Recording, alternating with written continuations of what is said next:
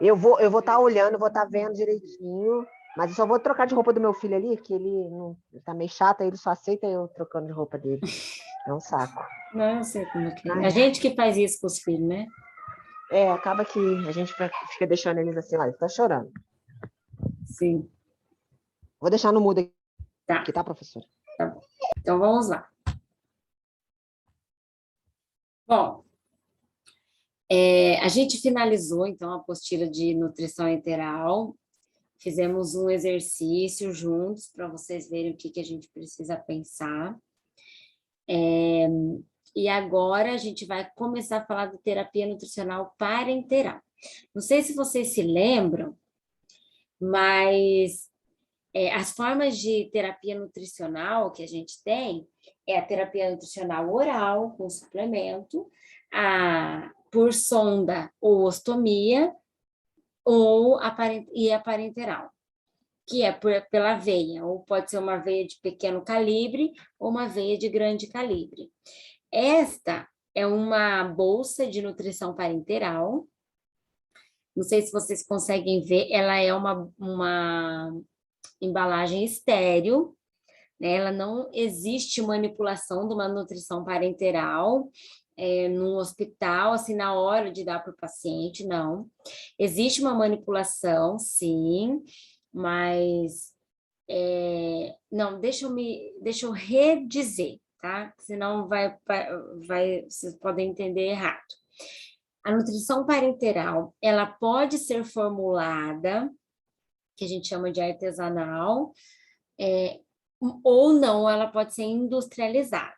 Só que mesmo artesanal tem que ser feito de forma estéril. Então, tem um ambiente estéril, né? Uma capela estéril para ser manipulada, porque ela vai diretamente na veia do paciente. Essa é uma nutrição parenteral industrializada. Aquelas que são artesanais, preparadas, elas são individualizadas, né? Elas são próprias para cada paciente. Esta aqui é uma nutrição parenteral industrializada, então ela é padrão. Ela tem a mesma quantidade calórica, a mesma quantidade de carboidratos, de proteína e de lipídio. O que eu quero que vocês observem aqui? Esta embalagem vem 3 compartimentos. Esse compartimento aqui vem lipídio, um compartimento carboidrato e o outro proteína. E aí precisa misturar, né, extravasar o líquido que está aqui para cá e esse que está aqui para cá e virar uma bolsa só. Por que ela vem separada?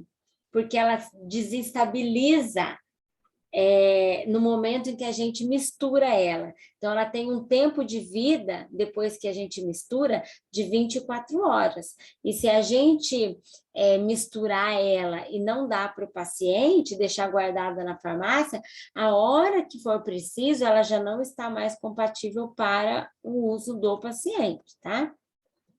Então, a nutrição parenteral é uma solução composta de macro e ou micronutrientes. Então, vai ter carboidrato, proteína, lipídio. Algumas talvez não tenha o lipídio, só tem carboidrato e proteína. E talvez ela tenha micronutrientes ou não. Quando ela é formulada, né? E quando ela é formulada, tipo, o tempo de vida útil dela é bem pequeno, 48 horas é o máximo, aí já se coloca os minerais que o paciente precisa. Mas essas industrializadas aqui, ela só vem o macronutriente. O micronutriente precisa ser oferecido também na veia, vai ser oferecido para o paciente, só que não junto, não nesta embalagem, vai ser um outro, como se fosse um soro, uma medicação. Tá? Ela pode estar em ambiente de vidro ou plástico, essa que eu mostrei para vocês é de plástico, ela é destinada para administração intravenosa, em pacientes desnutridos ou não, tanto em hospital quanto em casa, visando síntese de tecidos, órgãos e sistemas. Quando que a gente indica uma nutrição parenteral, gente? Quando o trato gastrointestinal não funciona. Por exemplo, ele não mostra ruídos hidroaéreos, a pessoa não solta pum, ela não evacua, ela não arrota, ela tem abdômen distendido, não existe função, ela não faz absorção. Então, não funciona, gente, tem que ser pela veia. Ou na impossibilidade do uso das vias oral ou enteral. Ah, não posso, por algum motivo, passar sonda nesse paciente, tem um câncer lá no jejum, como é que essa dieta vai passar? O câncer obstruiu, então, parenteral. Quando é diarreia e vômitos que não param, né? Não tem nutrição enteral que o trato gastrointestinal consiga assimilar, consiga absorver, de tanto que a pessoa tem diarreia e vômito. Quando o ilho não funciona, que o ilho é a parte do intestino que faz a absorção. Ou quando tem uma obstrução, que eu já dei esse exemplo. Quando tem síndrome do intestino curto, o que é isso? Quando o paciente tem um tumor ou uma inflamação intestinal e é preciso retirar mais da metade do intestino dele. Então, sobra uma parte pequena, entre aspas, de intestino. Então, esse intestino curto precisa aprender a fazer digestão e absorção dos nutrientes, para a gente deixar e devagar, né? A gente alimenta o paciente por parenteral por um tempo. Fístulas intestinais de alto débito, que eu já até dei um exemplo, né? Pensa, o paciente come, tem uma fístula, que é um orifício, que ele é aberto, né? E aí essa comida, em vez de seguir no caminho do trato gastrointestinal, ele pega um outro caminho e sai, né, do paciente. Então, essa fístula de alto débito, se existe fístula pós-cirúrgica, né? Geralmente ela é consequência de uma cirurgia, principalmente em pacientes desnutridos. Quando existe essa fístula, é um orifício em alguma parte do trato gastrointestinal e que o alimento não consegue seguir, né? Porque ele encontra esse buraco e sai. Então, se existe uma fístula, não tem como a gente alimentar o paciente pelo trato gastrointestinal. E jejuns muito longos, porque existe uma atrofia intestinal, toda dieta que chega lá não vai ser digerida muito menos absorvida, então nessas situações também. E quando a gente não vai indicar terapia nutricional parenteral, gente? Quando os pacientes podem ingerir e absorver 60% das necessidades via oral ou por terapia nutricional enteral. Se eu posso dar caloria e nutrientes até 60% do que ele precisa, ou pela boca ou pela sonda, eu não penso em dar parenteral para ele, porque ele consegue ou pela boca ou pela sonda. Entre eu passar sonda e indicar uma terapia parenteral, eu prefiro a sonda, porque ela é mais fisiológica do que alimentar por uma veia. É muito mais fisiológica a gente dar um alimento no trato gastrointestinal do que dar um nutriente na corrente sanguínea, né? Em pacientes terminais também não é indicado, porque é um método bem invasivo, que traz riscos até. Pensa uma infecção causada pela nutrição parenteral. Está na veia, né? Uma infecção que vai atingir todos os tecidos. Então, pacientes terminais não é indicado, mesmo caso lá da terapia nutricional por sonda, né? A menos que a família questione, né? Se a família, não, eu quero que alimente o meu pai, mesmo que não seja indicado. Aí vai ser feito, né? Só que a gente registra isso em prontuário, mas a gente faz. E quando existe uma instabilidade hemodinâmica, que é um desequilíbrio hidroeletrolítico, né? A instabilidade é o desequilíbrio, tá? Ali tá aparecendo que é o equilíbrio. A instabilidade é quando a função ácido-base não está normal e quando existe uma hipovolemia. O que é? Uma pressão arterial média menor que 6, que isso é causado geralmente por um baixo volume de sangue. Então, deixa eu explicar isso melhor. Quando o paciente está instável, gente, a gente não alimenta ele ainda, porque primeiro o paciente tem que viver, para depois ele comer. Então, quando ele está instável, ele tem um desequilíbrio nos eletrólitos, tipo sódio, potássio, fósforo. Ele tem a função ácido-base também desequilibrada, ou ele está em acidose ou em alcalose.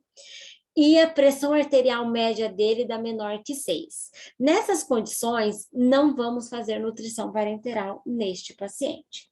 E como então que a gente calcula a pressão arterial média? Por esta fórmula aqui, que é 2 vezes a pressão diastólica, que é a menor, mais a pressão maior, tudo isso dividido por 3, tá? Professora, mas eu preciso fazer isso? Sim. Mas como que eu vou saber disso? Não sou eu que vou lá ver a pressão do paciente, mas a pressão vai estar anotada no plano de enfermagem.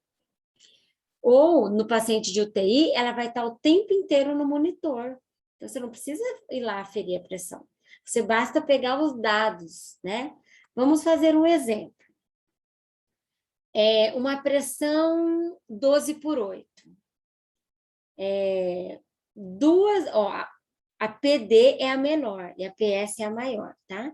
2 vezes 8 é 16, mais a maior, 12. Então, 16 mais 12 dá 26, 28. Dividido por 3, 9,3. Então, a pressão arterial média de um paciente que está com a pressão 12 por 8 é 9,3. Então, ele está com uma pressão arterial média adequada. Podemos passar alimentação parenteral nele, tá? Ou alimentação enteral. Agora, vamos fazer um outro exemplo. Um paciente com pressão 10 por 4. 2 vezes 4 dá 8. Mais 10, 18. Dividido por 3, dá 6. Se a pressão arterial média tiver menor que 6, eu não dou alimentação para ele, tá? Nem enteral, nem parenteral. Deu 6, professora? Pode começar a alimentação, mas verifique se essa pressão não vai cair. Se ela cair mais do que isso, paramos a alimentação, tanto parenteral quanto enteral. Vamos para um outro exemplo. Paciente com pressão 8 por 6. É muito comum essa pressão, inclusive. 2 vezes 6, 8 por 4.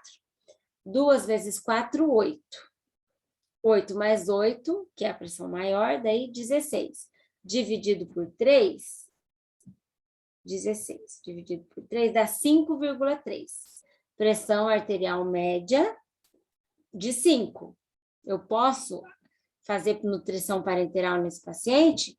Não posso, tá? Então, eu não inicio a parenteral, ou se ele estiver recebendo e a pré-AM dele der 5, eu peço para parar a nutrição parenteral. Entendido, gente, ou não?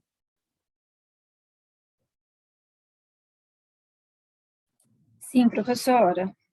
Então, e quais os objetivos da nutrição parenteral? Garantir um adequado aporte de macro e micronutrientes, o mesmo da enteral. Eu preciso garantir que a pessoa receba os nutrientes. Suprir as necessidades orgânicas e das doenças, e fornecer suporte coadjuvante na terapia nutricional enteral ou oral quando forem insuficientes. Por exemplo, quando eu alimento meu paciente por via oral, mas ele precisa de 2.000 quilocalorias e ele só está recebendo 500 e ele não consegue mais do que isso, porque ele vomita, porque ele tem distensão abdominal, aí eu penso em fazer a parenteral. Então, eu posso associar.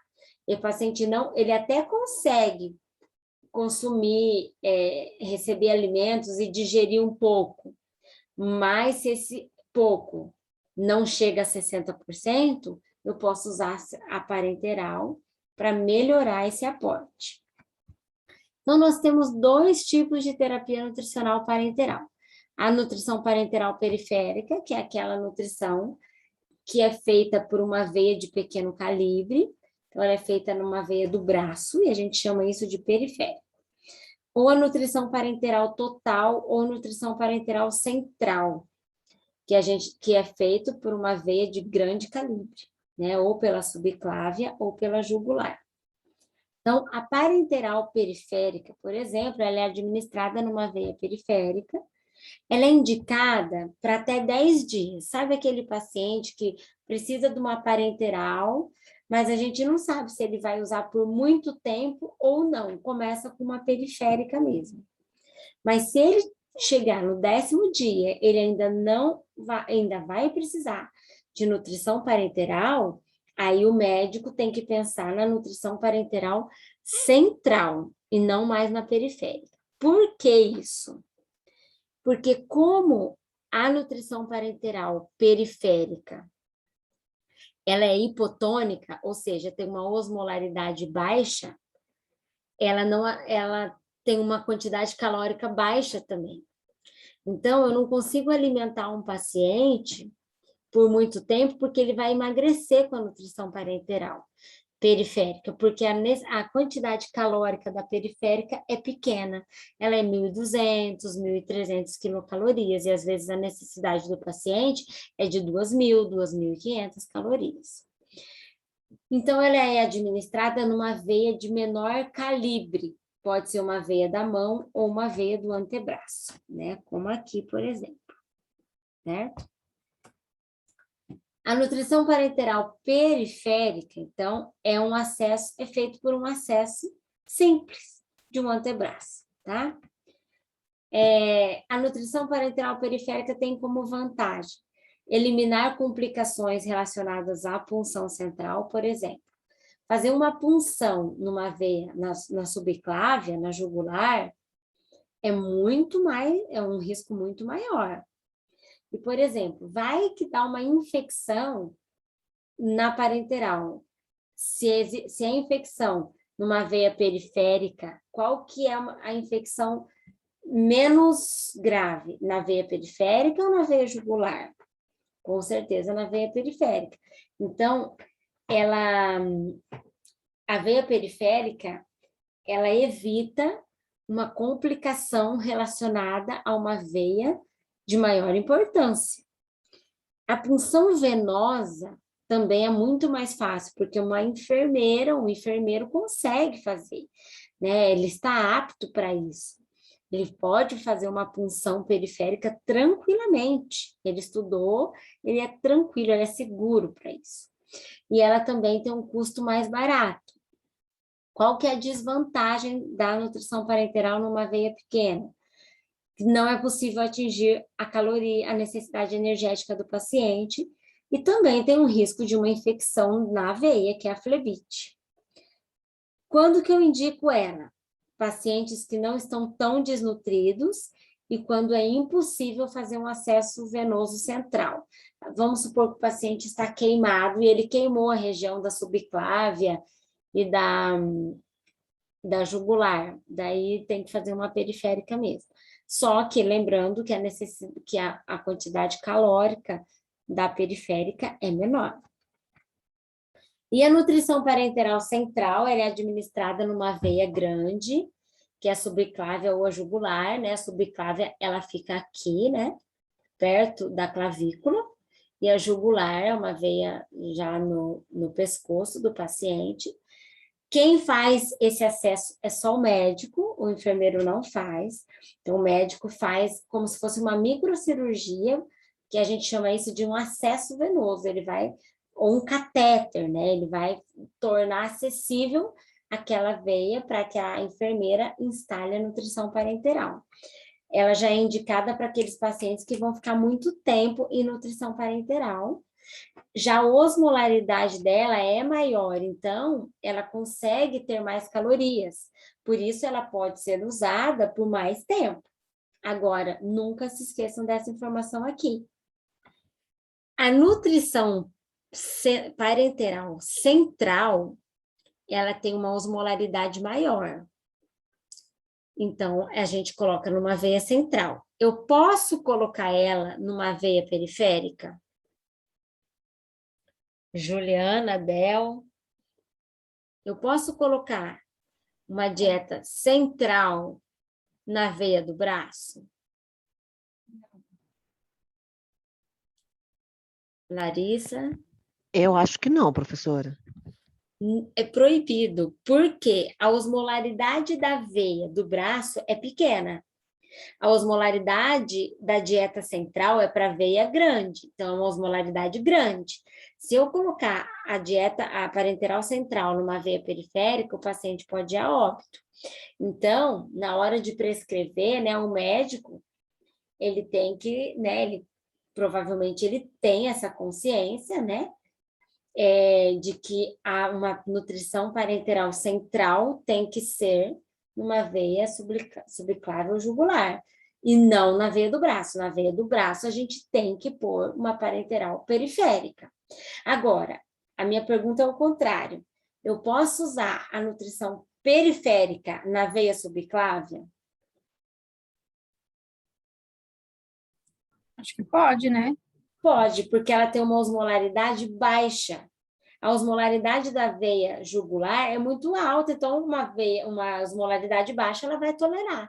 Então, a parenteral pode ser usada numa veia central, mas uma dieta central não pode jamais ser usada no acesso periférico. Esse é um exemplo de um acesso central, né, de uma veia numa jugular, tá? A subclave é aqui, e aqui é a jugular, tá? Qual que é a vantagem? É possível dar a quantidade calórica que o paciente precisa. Qual é a desvantagem? Hiperglicemia.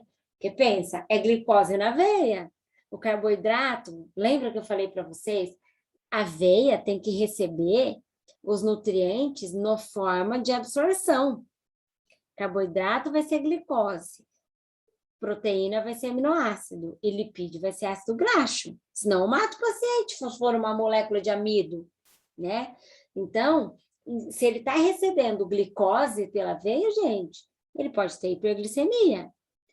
E complicações infecciosas pelo uso do catéter. Então, a manipulação excessiva, vem, coloca uma dieta, vem, coloca as vitaminas, os minerais, troca a dieta, põe a mão, tira a mão, né?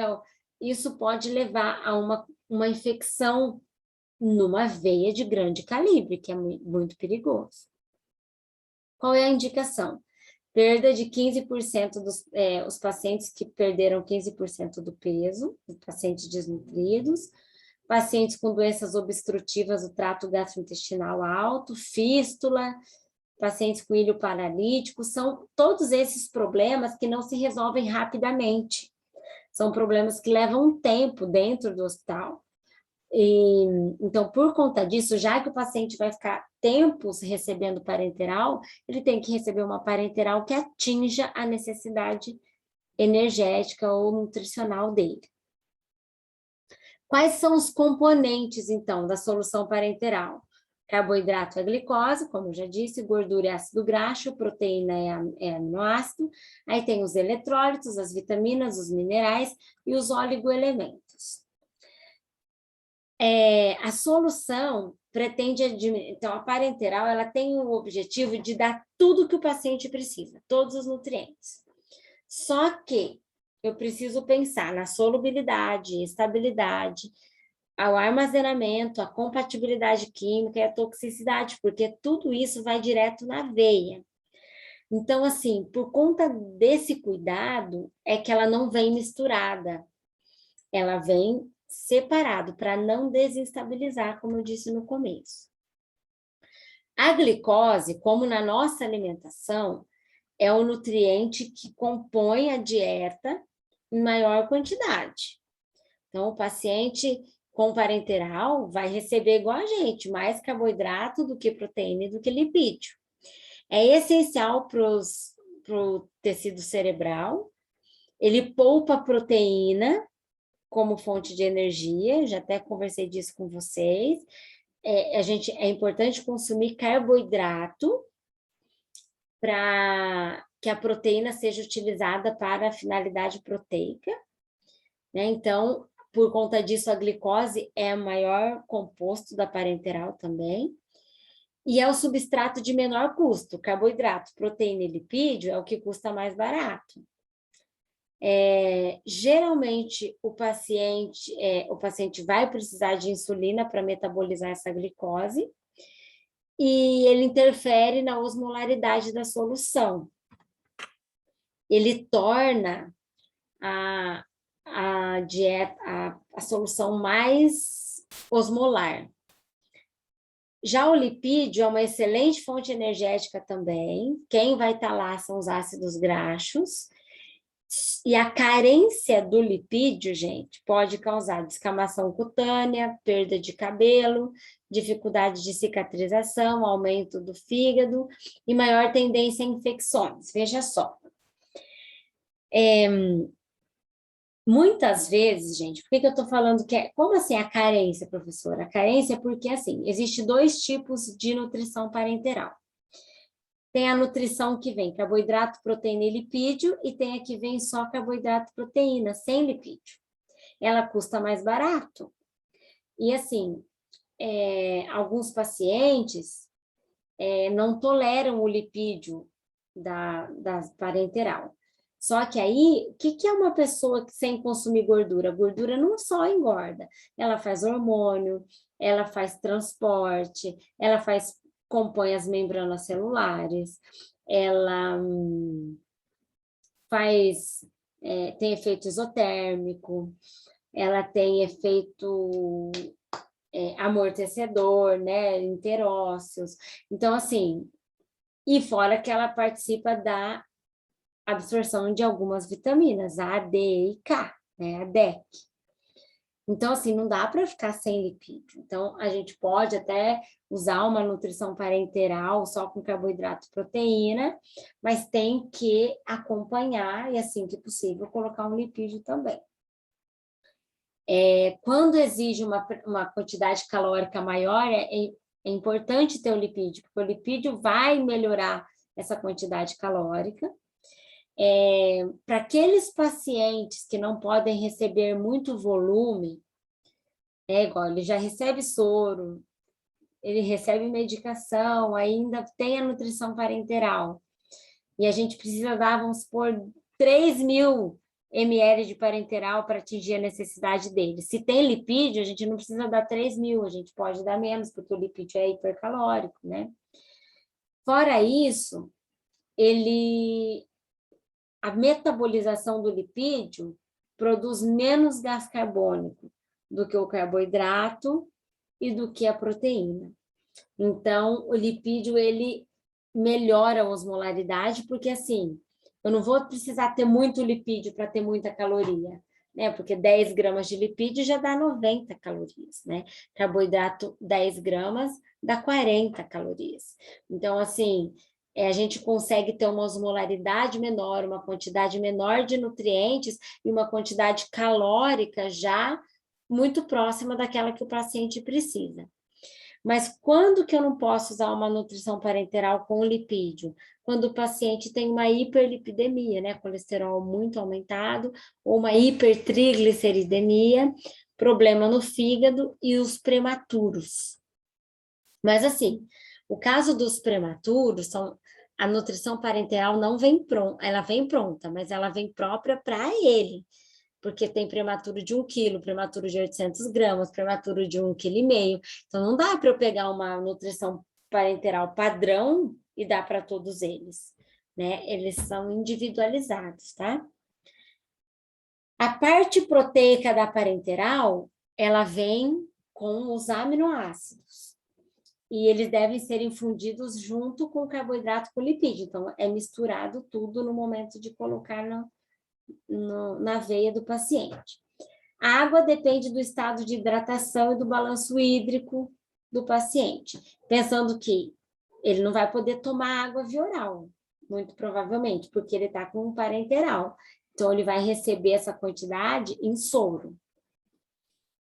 E os micronutrientes, as vitaminas e os minerais, a gente vai dar de acordo com as recomendações das DRIs ou recomendações da patologia. Então, existe os oligoelementos, né, também, e existe formulações medicamentosas, né, com as vitaminas para serem oferecidas de forma endovenosa, e daí o médico vai prescrever a parenteral e já vai prescrever as vitaminas e os minerais. Professora, então é o médico que prescreve a parenteral? Sim. Por quê? Porque ela é feita de forma endovenosa. A gente não está habilitado a prescrever nada endovenoso. A gente pode oferecer pelo trato gastrointestinal e suplementação via oral, mas a gente não pode prescrever endovenoso nem intramuscular. Então, o médico é quem prescreve a parenteral. A gente avalia o paciente, verifica a necessidade calórica, baseado nisso a gente vê que seria melhor a nutrição parenteral central ou periférica, mas é o médico que prescreve, por ser de forma endovenosa, tá? Então, elas são apresentadas em duas formas, preparadas e industrializadas. A forma preparada é aquela dieta que eu falei, que ela é preparada de forma individualizada. A gente tem isso com os bebês. A UTI neonatal, tem muitos prematuros que o trato gastrointestinal ainda não estão formados, eles precisam de receber nutrição pela veia, e aí, nesses casos, elas são preparadas, né, com todos os critérios sanitários, né, em meio estéril, porque a solução vai direto na veia, e o paciente recebe tudo que ele precisa. Mas ela tem uma vida de 48 horas, né? Onde eu trabalhava, não existia manipulação de parenteral. Era feito em Curitiba, então o pediatra via os bebês da UTI neonatal, aí ele fazia a prescrição, enviava para Curitiba, né, de forma online. Aí tem as indústrias, né, que fazem isso, eles montavam e vinha naquele mesmo dia em caixa térmica, com termômetro, né, era todo controlado o processo. E aí vinha no mesmo dia, chegava meia-noite, daí era administrado nos bebês. Então, assim, não é qualquer hospital que vai ter uma nutrição parenteral que é preparada na hora, porque isso custa muito caro. Custa pessoas, custa produtos, né? Custa embalagem, custa ambiente, custa instalação. Então, nós não tínhamos o ambiente que preparava. Então, a gente pedia fora para os prematuros e para os adultos a gente usava as industrializadas. 2 em 1 ou 3 em 1. O que eu quero dizer com isso? 2 em 1 é quando tem a nutrição parenteral, com carboidrato e proteína.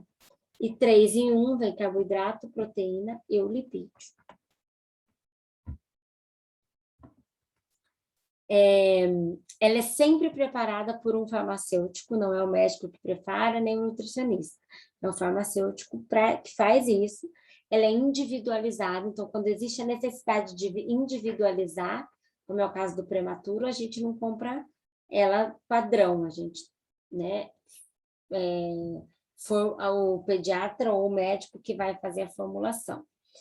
E o nutricionista ajuda nessa formulação, mas geralmente o pediatra faz isso sozinho, mas ele pode requerer a sua avaliação disso também.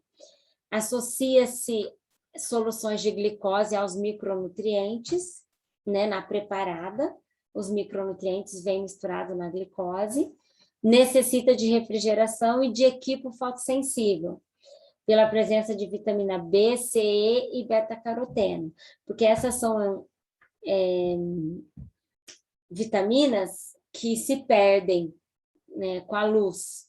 Então, o equipo tem que proteger, né, a solução. A hora que passa pelo equipo, ele não pode ser transparente, não.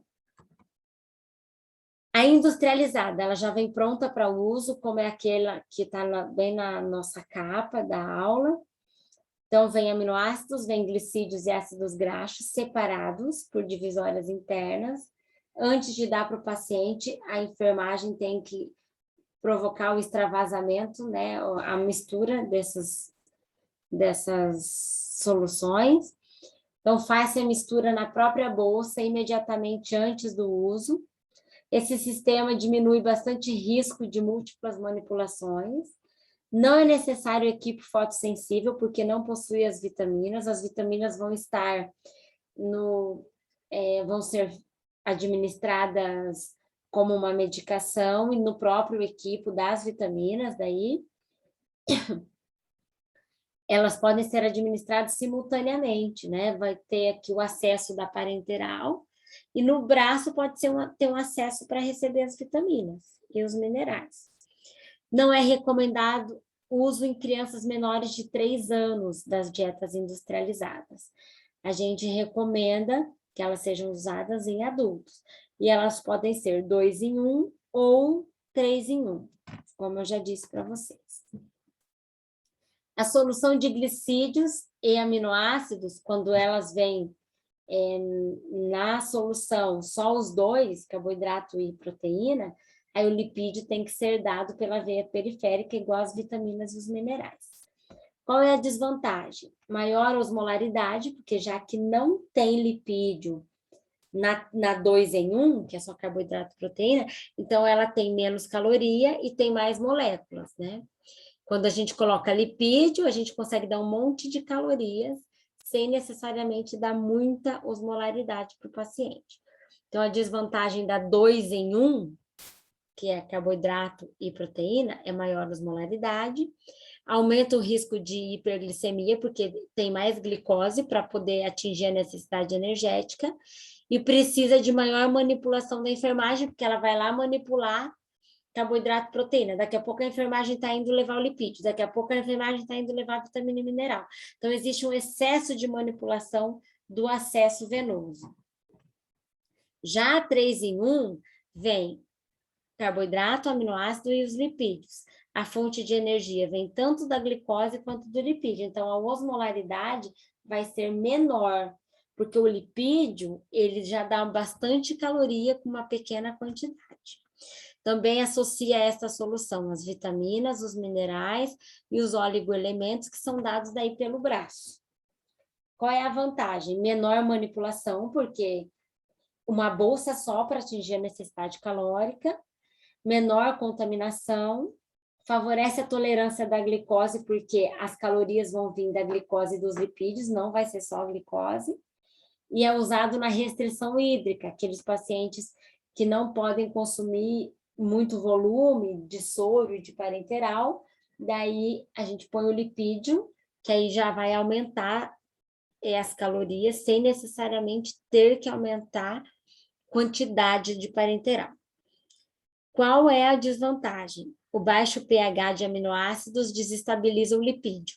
Então, os lipídios formam uns grumos e pode obstruir o catéter venoso central.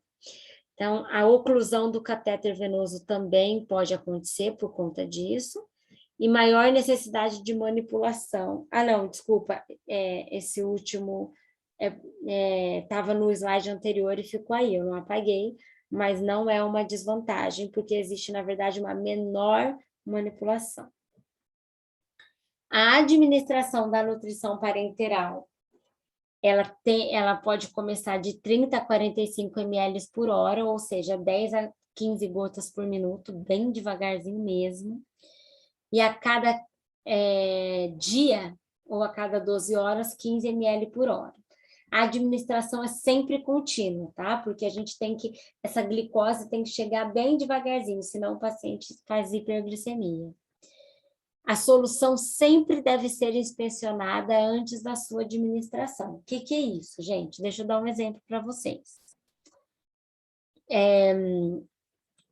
Quando o enfermeiro pega essa dieta e vai lá no paciente colocar na veia dele, o enfermeiro tem que inspecionar ela. Como ele faz com a enteral, ele tem que olhar a cor, tem que olhar se não tem nenhum objeto, nenhum cisco lá dentro, porque tem que ser estéril.